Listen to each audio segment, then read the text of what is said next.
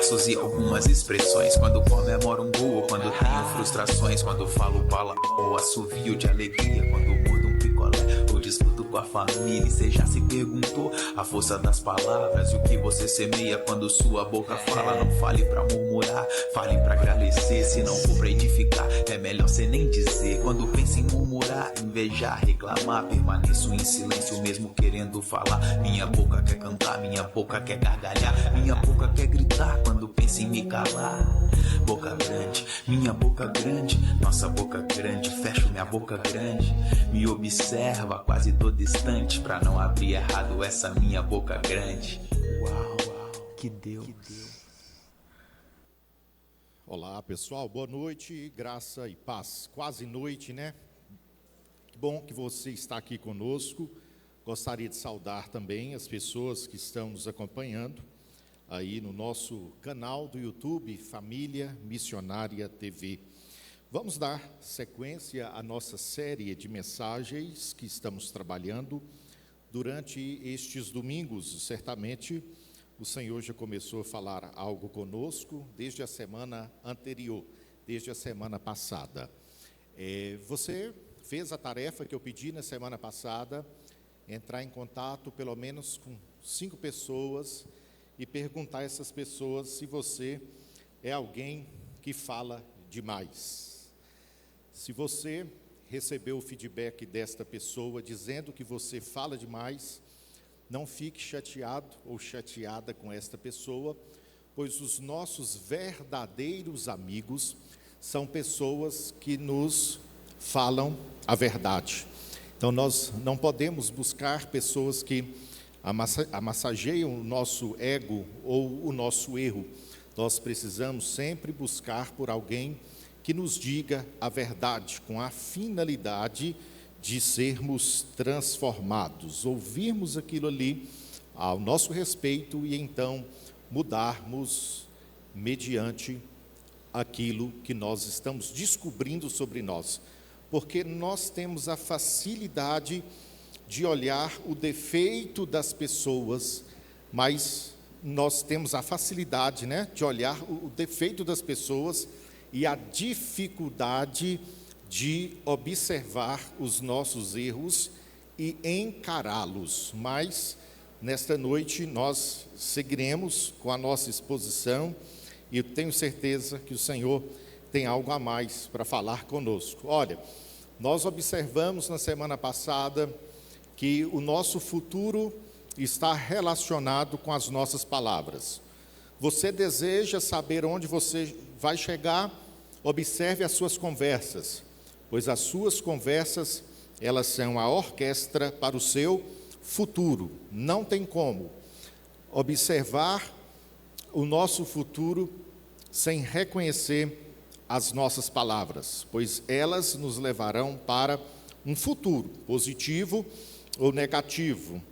Podemos aprender também, pegamos até um exemplo lá de Mato Grosso, alguns campistas estavam ali com uma fogueira e aquela fogueira incendiou uma floresta. Tiago vai dizer que uma fagulha tem o poder de prejudicar, de queimar uma floresta inteira.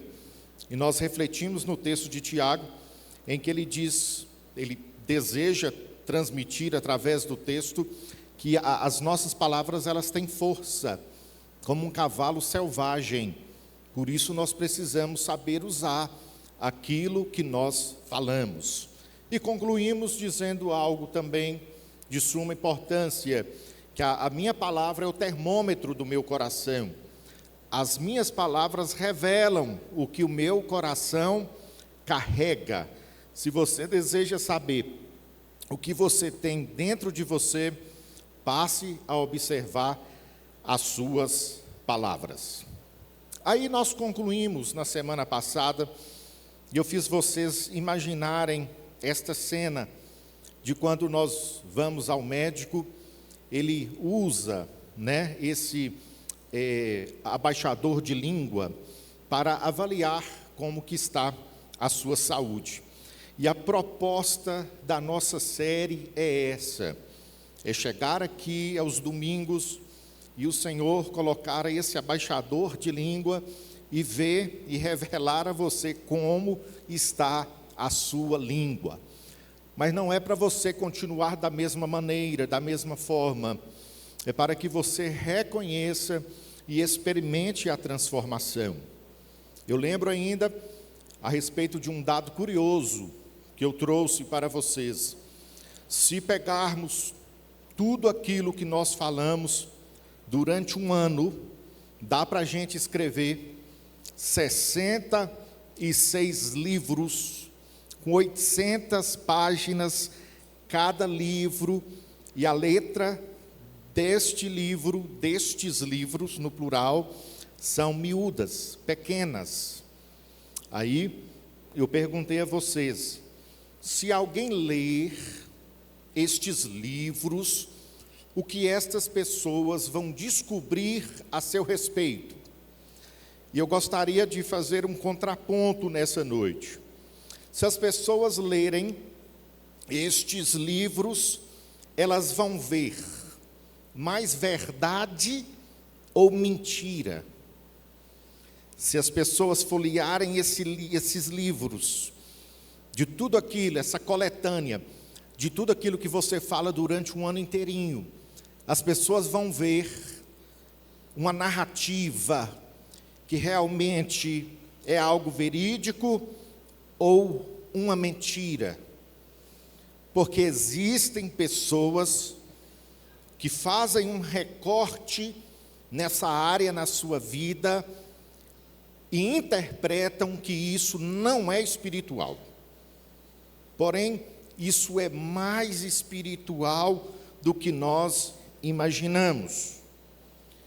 Senão, nós vamos cair na ideia de Maquiavel, em que ele diz no seu livro O Príncipe, não que esteja de forma literal isso aqui que eu vou dizer, mas a matriz central da ideia de Maquiavel, no seu livro O Príncipe, é que os fins justificam os meios, mesmo que esses meios incluam a mentira.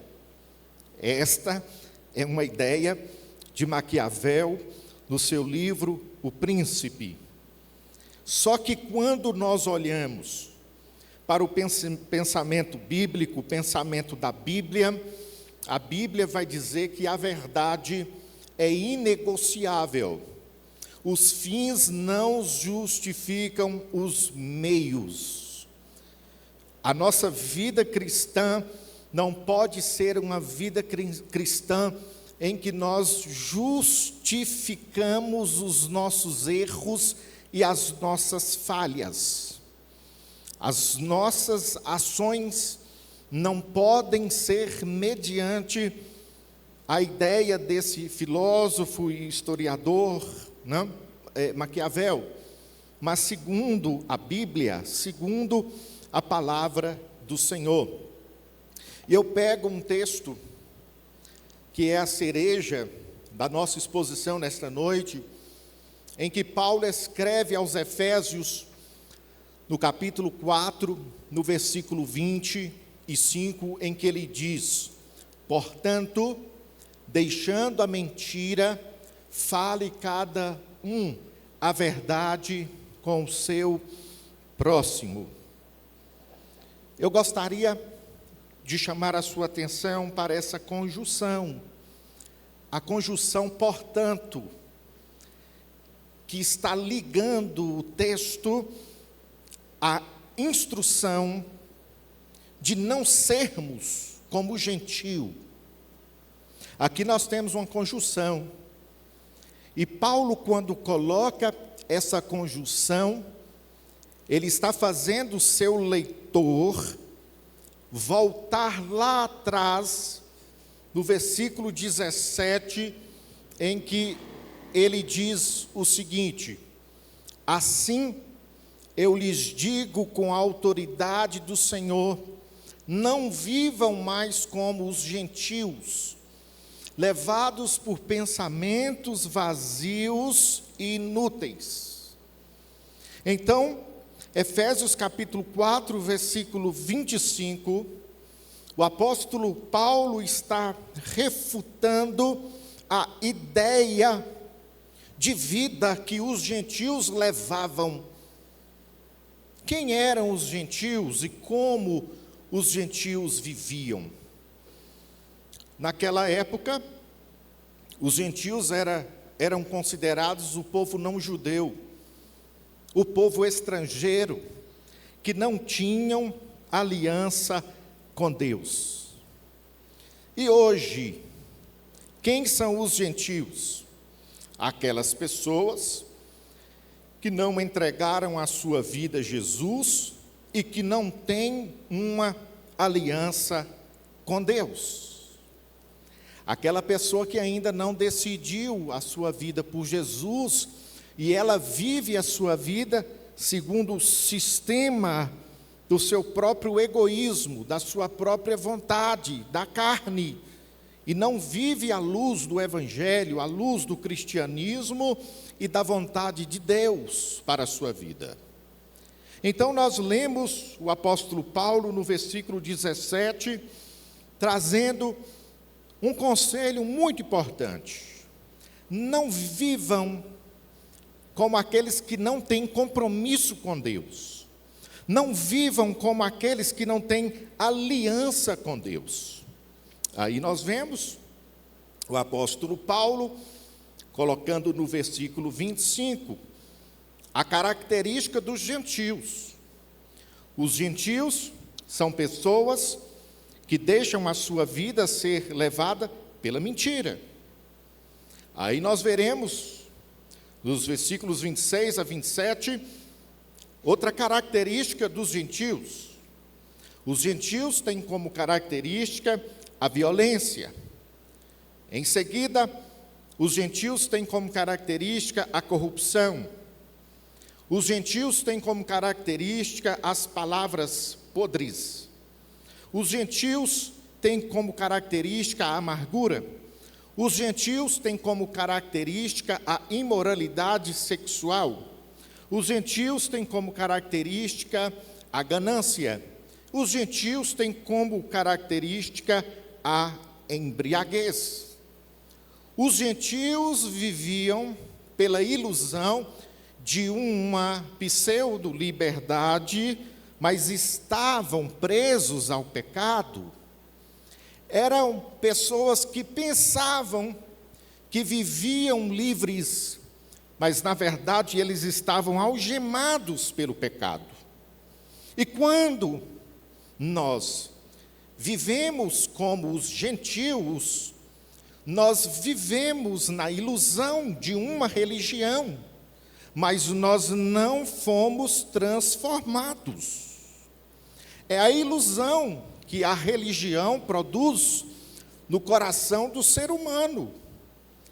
Ele vai à igreja, participa de tudo aquilo que tem na igreja, mas ele não foi transformado. O que Paulo está trazendo para a nossa consciência é: vocês, irmãos da igreja em Éfeso, precisam serem transformados pelo poder do Evangelho. E a questão da mentira precisa ser cortada da vida de vocês. Vocês não podem falar que servem a Deus, mas também servem ao pai da mentira, que é o diabo. Então vocês precisam viver essa transformação, porque vocês, senão vocês vão aprender apenas sobre Cristo e não aprender com Cristo. E isso tem uma diferença.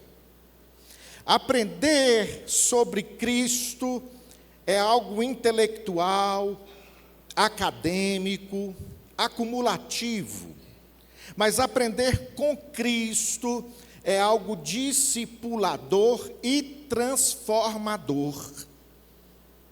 Nós corremos o risco de vir em todas as programações desta casa, fazer todas as anotações das exposições e acumularmos o conhecimento sobre Cristo.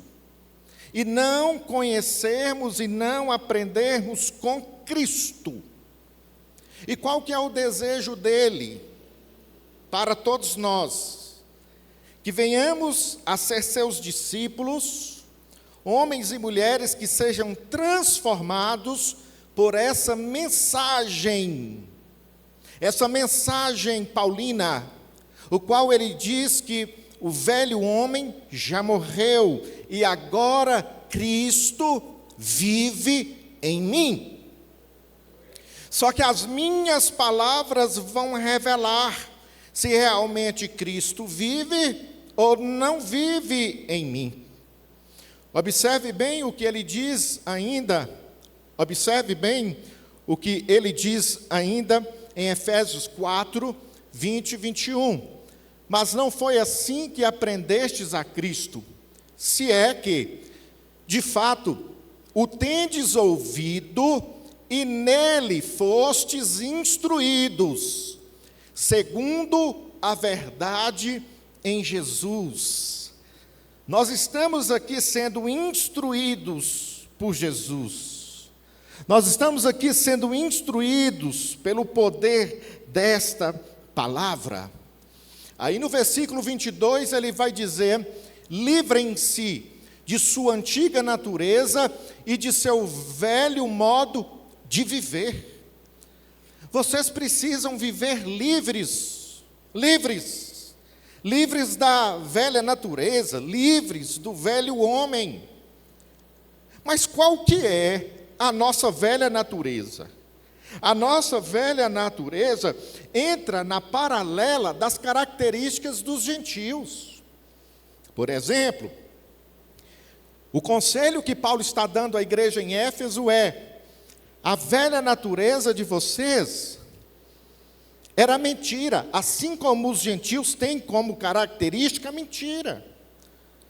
Só que muitas vezes nós pensamos que existe apenas a mentira cabeluda e a inofensiva. Não, mentira é mentira para Deus. Não existe uma proporção gradual de mentira. Mentira é mentira. Agora vocês não podem mais ser violentos. Vocês agora fazem parte de um novo reino. E normalmente o que nós escutamos? Fulano é bruto. Fulano tem sangue no olho. Mas a nossa nova natureza precisa agora ser transformada. Se eu tinha o sangue no olho, eu preciso agora ter o sangue de Cristo na minha vida. Aí o texto vai seguindo e dizendo: a corrupção é normal no meio dos gentios, mas entre vocês agora não pode mais. E o que nós imaginamos que é corrupção? Olhamos para Brasília, mas a corrupção não começa em Brasília, a corrupção começa no nosso coração. Quando nós vamos a um supermercado e vemos que a moça do caixa devolveu o troco a mais, e nós não voltamos para devolver o troco que não nos pertence. A corrupção começa no nosso coração quando nós fulamos a fila do banco. A corrupção começa no nosso coração, e não em Brasília apenas. Mas nós somos iludidos, interpretando que a corrupção só começa em Brasília. Se vocês falavam palavras podres, lembra que no domingo passado eu disse a vocês, existem pessoas que têm um mau hálito. É insuportável ficar ao lado de pessoas que têm mau hálito. Mais insuportável ainda ao lado de pessoas que não falam palavras saudáveis. Existem pessoas que falam palavrão. Ah, mas isso faz parte da minha cultura. A sua e a minha cultura é os céus. Existem pessoas que vivem no mar da amargura. Lembra o que eu disse aqui já há um tempo atrás? Parece que toma mamadeira de vinagre, de limão de manhã, porque associa que cristianismo é ser rude, e não há um sorriso no rosto de empatia para as pessoas. Aí, o apóstolo Paulo ainda vai dizendo a respeito da imoralidade sexual. Existem pessoas que vai chegando a hora do culto, coloca a Bíblia na mão, mas na madrugada está vendo pornografia no celular. Deixa eu abrir um leque aqui para dizer a você: a pornografia é um esgoto imundo que, se você não tomar cuidado, vai levar você em um lugar que você não gostaria de ir, porque já é questão da dopamina. O pessoal da mente vai saber o que eu estou falando. Muito cuidado. É apenas uma imagem e um vídeo aparentemente inofensivo, você diz, mas é algo que vai te afastando de Deus. Aí, o apóstolo Paulo vai falando da ganância. Existem pessoas gananciosas que pensam apenas em si mesmas e nunca têm um coração de generosidade. E existe a embriaguez, que o apóstolo Paulo está falando. Pastor, mas é só um copinho de vinho, apenas 2 dedos. Evite o primeiro gole para que você não vire os próximos copos. Pastor, mas é só um pouquinho.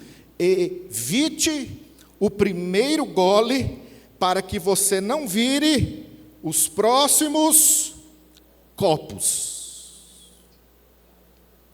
E o apóstolo Paulo vai nos instruindo a respeito da vida que nós devemos viver. O pastor Tiago Mates diz o seguinte: Cristo revela uma verdade que não é a verdade que eu acho, mas a verdade que Deus diz que é.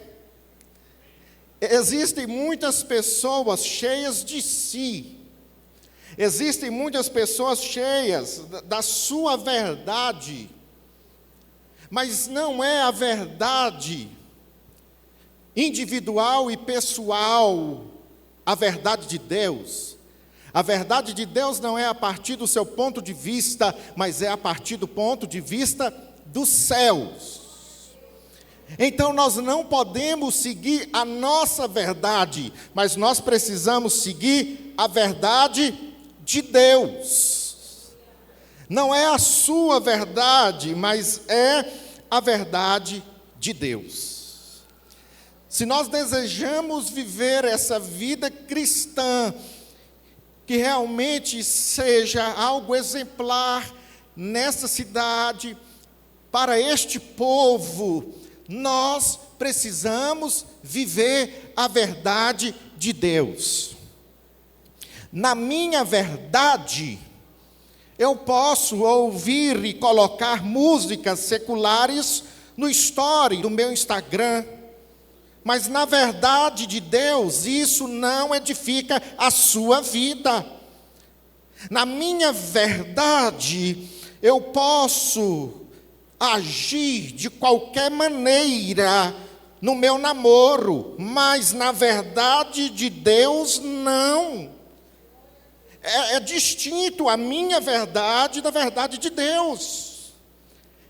É distinto porque se eu vivo uma vida regrada à minha verdade, eu estou vivendo uma religião e não estou vivendo uma espiritualidade, minha gente.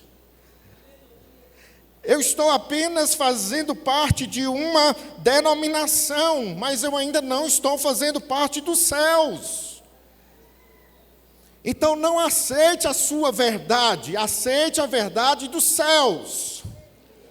Fala: Deus, a partir de hoje eu não quero viver a minha verdade, porque a Bíblia diz que o coração do homem é enganoso. Mas esta palavra aqui, ela é viva, ela é eficaz, ela tem o poder de transformar o coração do homem. Por isso que nós não podemos divorciar a língua, a boca da espiritualidade. Nós não podemos fazer um recorte da maneira que nós nos comportamos com a nossa boca da espiritualidade. A maneira que eu falo é algo espiritual.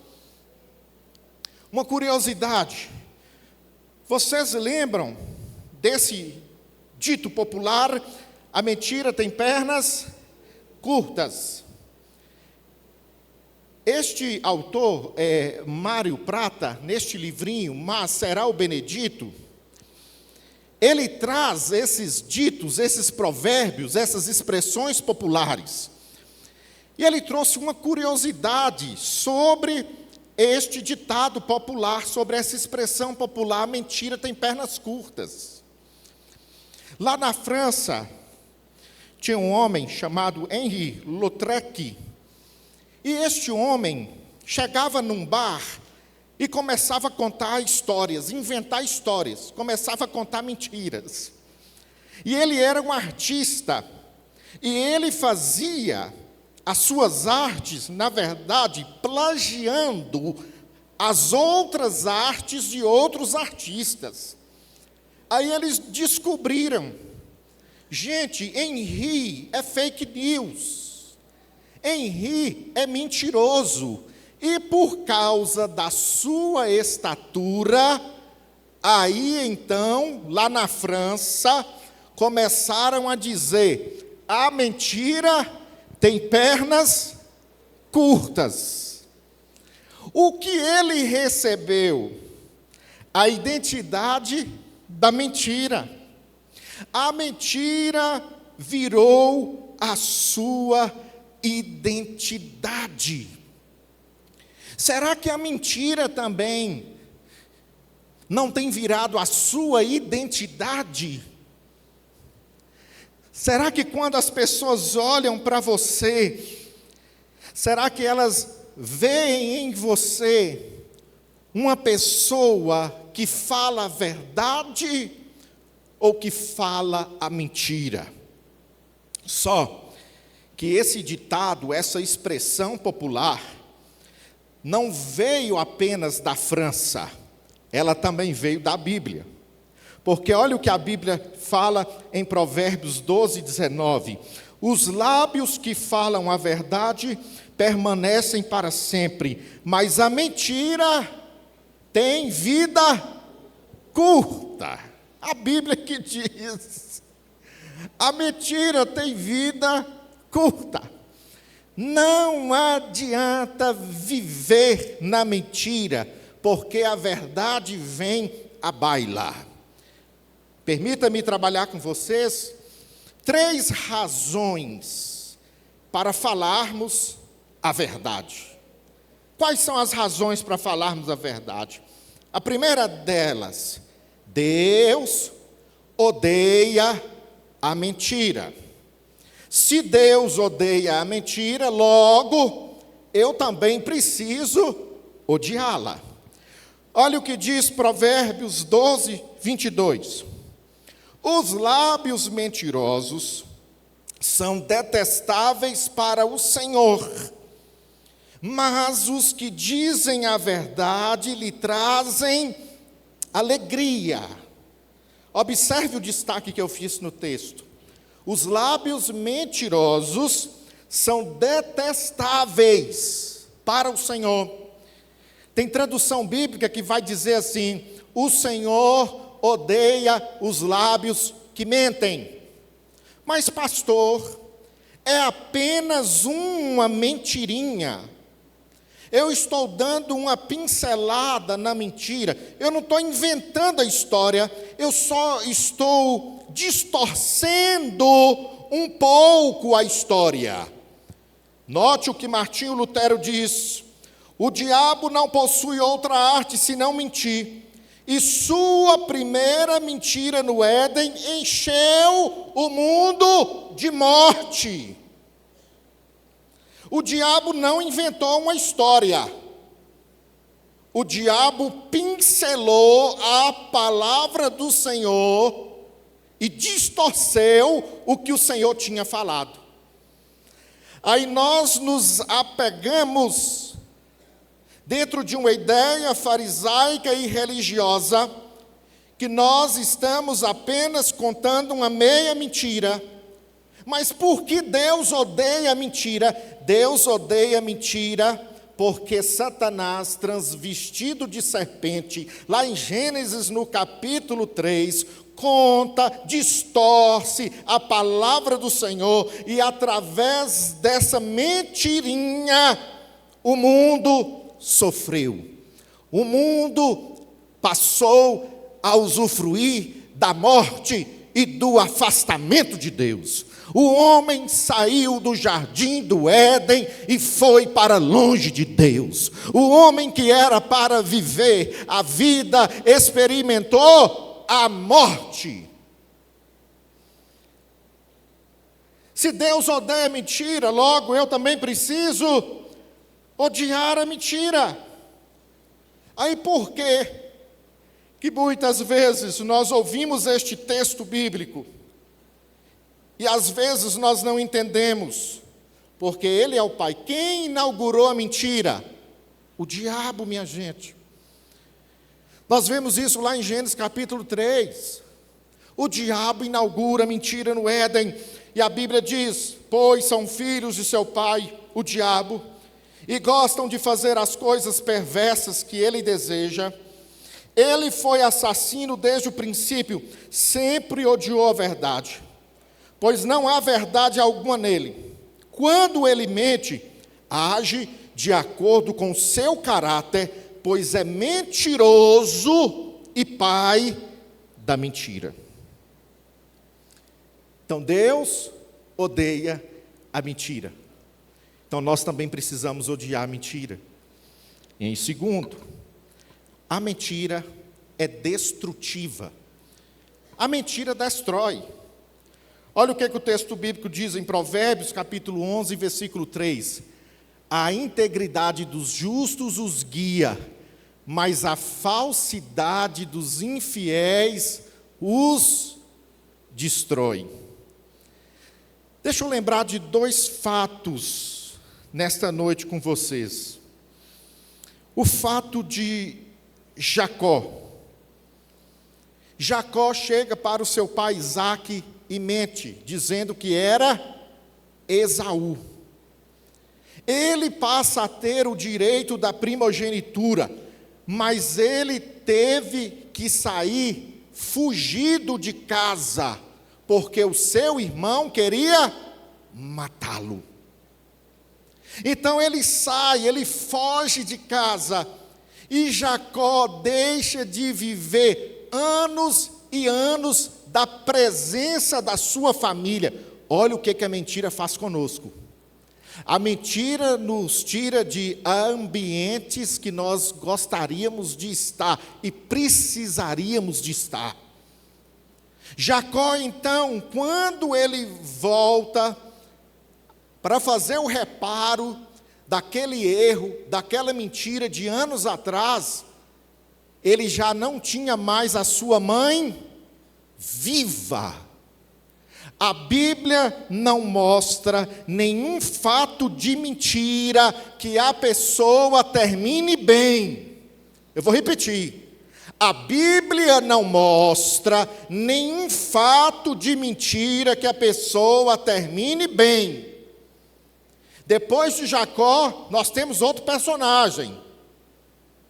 Geazi, servo do profeta Eliseu. Naamã estava terrivelmente doente com uma lepra. Deus usa o profeta para dar as instruções para Naamã. Depois que acontece a cura, Naamã chega lá para o profeta: profeta querido, amado do meu coração, responsável por minha cura, eu gostaria de enchê-lo de presentes. O profeta Eliseu diz: não fui eu quem fiz isso, foi o Senhor quem fez. Muito obrigado pelos seus presentes, mas eu não aceito. O que o servo foi fazer? Depois então que o profeta agradece, ele foi atrás de Naamã. E ele disse para Naamã: olha, o profeta pensou direito, e ele disse que quer os presentes. O servo pega os presentes, depois ele vai e fica diante do profeta, e nada fica escondido diante de Deus. O profeta diz então para o seu servo: eu sei o que aconteceu, e você vai ter o quê? Lepra. A mesma doença que havia cometido a Naamã, agora aquele servo estava com lepra. Não existe nenhum caso de mentira na Bíblia que termine bem. Eu poderia citar outros casos aqui, mas eu queria que você guardasse isso no seu coração. Não vale a pena mentir. A Bíblia diz que Deus odeia a mentira. A mentira é destrutiva. E por fim, a verdade agrega valor. Olha o que diz Provérbios 16, 13. O rei se agrada dos lábios honestos e dá valor ao homem que fala a verdade. O rei se agrada dos lábios honestos. Isso é fato verídico, de uma secretária que trabalhava numa empresa, e o telefone daquela empresa tocou, e alguém queria então falar com o patrão daquela secretária, e ela, ao atender o telefone, disse para ele: olha, fulano de tal quer falar com o senhor. E ele disse: fala que eu não estou, diga que eu não estou. E ela, uma moça cristã, disse para ele: não, eu não vou mentir, eu não vou falar o que o Senhor está mandando eu falar. Mas como você não vai falar o que eu estou mandando você falar? Eu sou o seu patrão. Não, meu senhor, eu não vou falar mentira, porque ela não faz parte da minha vida. Então, se você não está me obedecendo, você hoje vai ser desligada da empresa.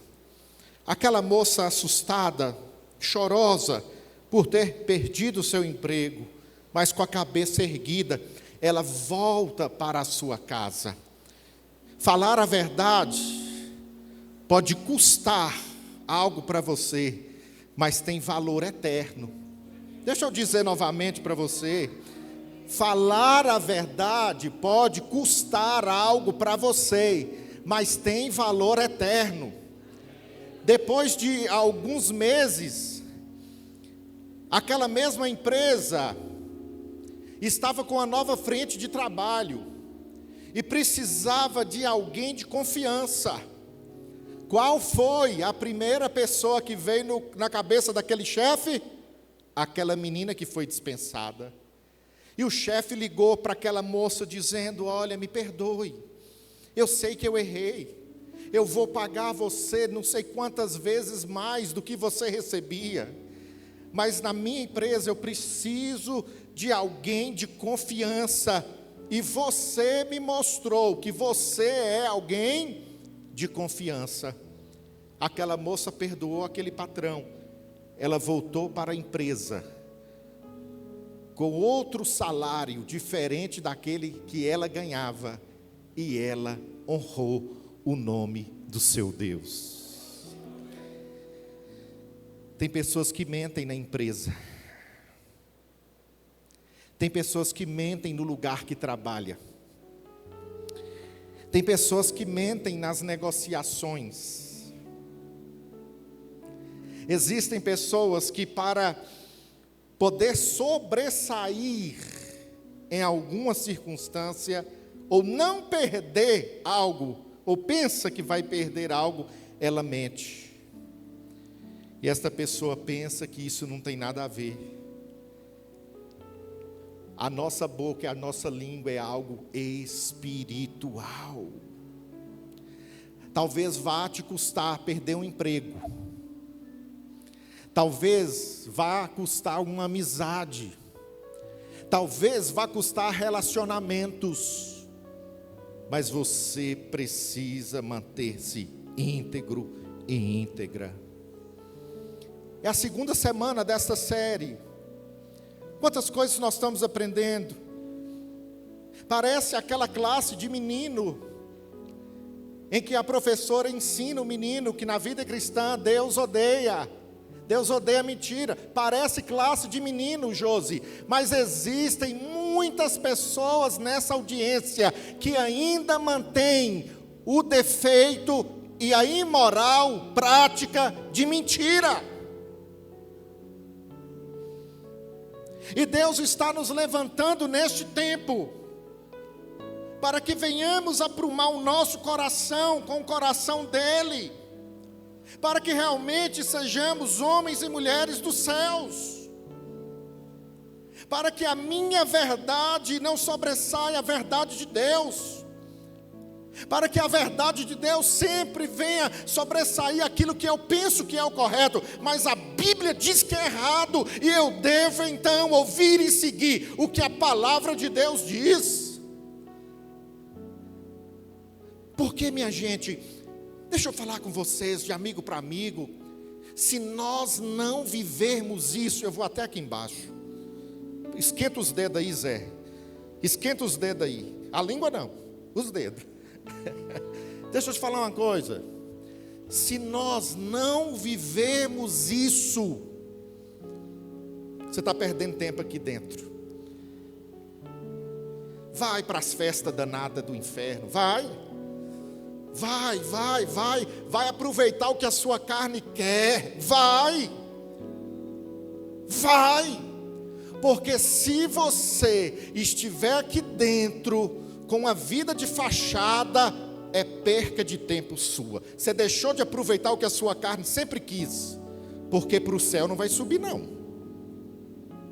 não sobe, porque se nós não consertarmos, se nós não nos posicionarmos, filha, nós não vamos subir, aí nós perdemos a oportunidade de participar do que a carne sempre quis que a gente participasse. Então o que eu digo para você nessa noite, apruma seu coração, apruma sua vida, porque senão você vai estar sendo apenas um número aqui dentro, e o resultado da obra e da confirmação de Deus em um lugar, é o crescimento de uma obra. O Senhor está trazendo crescimento para este lugar, só que o Senhor quer homens e mulheres que realmente sejam homens e mulheres que tenham compromisso com Ele. Não adianta, meus irmãos queridos, ser uma coisa dentro da igreja e outra coisa fora da igreja. Não adianta ser uma coisa dentro da igreja e outra coisa dentro de casa. Deus não quer te excluir, mas Deus quer tratar com você. Escute bem o que eu vou dizer nessa noite. Deus não tem o endereço de excluir você, Deus tem o endereço de curar você. Só que nós precisamos viver este evangelho. Porque, irmã, tem gente que fala demais, tem gente que tem uma língua solta demais. Irmãos queridos, Deus está nos chamando para o conserto.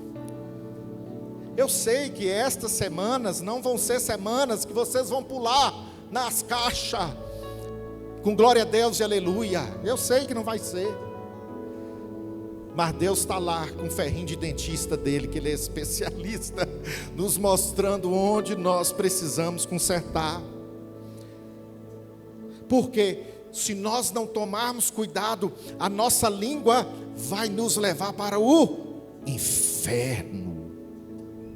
A nossa língua vai cavar a nossa própria cova.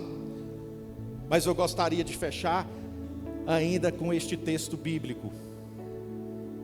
Passa aí para mim, filho, que não está passando aqui, não sei porquê. Eu gostaria de fechar com esse texto bíblico de João 14:6. Eu sou o caminho, a verdade e a vida. Ninguém vem ao Pai senão por mim. Eu concluo essa mensagem dizendo a você nesta noite que a verdade não é apenas uma ideia, uma filosofia, mas a verdade é uma pessoa. E não tem como ser salvo e salva sem ser através de Jesus Cristo. Isto aqui é a palavra de Jesus Cristo. Ele diz: eu sou o caminho, a verdade e a vida. Ninguém vem ao Pai senão por mim. Se você quer ser salvo, se você quer ser salva, venha até Jesus, porque Jesus pode transformar a sua história. Jesus pode transformar a sua vida. Somente Jesus tem o poder de transformar a vida do homem.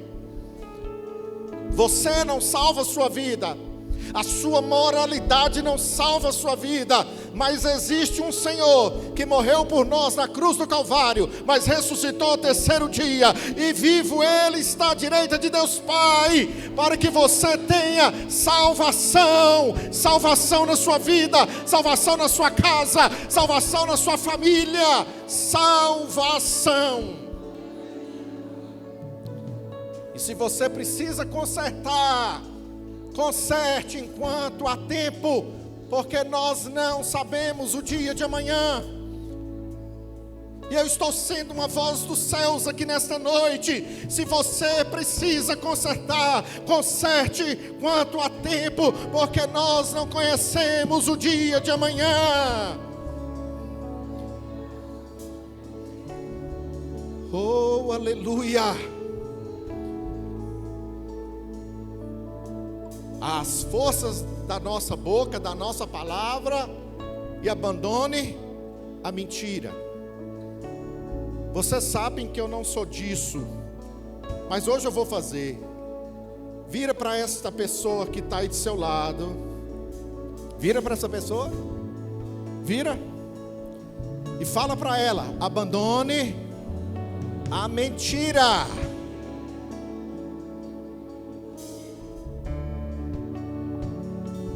Cuidado, a mentira pode destruir você. Amém? A igreja me ajuda em oração.